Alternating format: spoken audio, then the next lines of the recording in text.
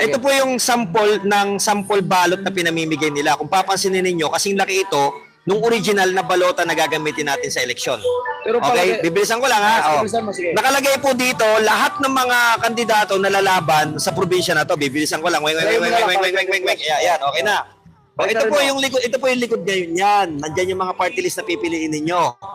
Kung papansinin po ninyo, kasing laki ito nung actual sample balot nung actual balota na gagamitin sa eleksyon. Amiro. At allegedly, no, ang sinasabi po, ito po, ang kapalit nito 5,000. Wow, sana all. Basta bibilugan na nila straight yung mga kandidato na nagbigay ng balota na to. So, ang duda natin dito, kaya nila pinapalagyan na po ng bilog yung mga kandidato na nagbo-vote buying kasi meron na pong pagpapasukan to na machine. At yung pagpapasukan na machine na to, meron pong SIM card. So, pag nagawa na po nila ito, doon na po mangyayaring switching.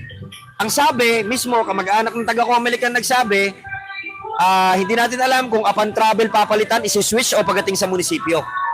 So, dapat makita po ito. No? Dapat makita po ito ng Comelec. Dapat po itong issue na to makarating kay Respicio, kay Atty. Glenn Chong. Ito po yung sample ballot na meron tayo sa mga team suka natin.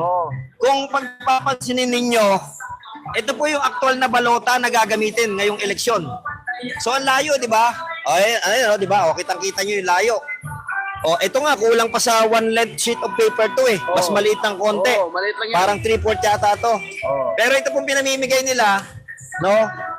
Balota na talaga to, partner. Balota na eh. At ang kapalit nito, 5,000, basta bilugan na daw yung mga kandidato. So, bakit mo i-required yung mga bibigyan mo ng 5,000, ibig sabihin, kaya mo sila nire-required na bilugan na to kasi meron ka ng machine na pagpapasukan.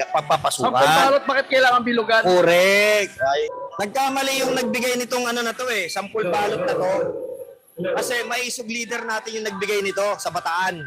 No? Niya may leader. Binigay ito ng maisog leader natin. Pero, hindi niya ibinalik kapalit ng 5,000. Kasi gusto niyang maging sample ito.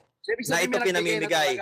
May nagbigay. And accordingly, may taga-Comelec na kamag-anak, alam niya yung magiging dayaan dyan sa probinsya na yan ng Bataan. No? Malamang hindi lang sa Bataan to. Buong Pilipinas yan. Malamang. Kasi tignan mo yung sa Davao, di ba may mga... Nakita mo sa OFW? Okay, lahat ng pandaraya gagawin po nila. Lahat.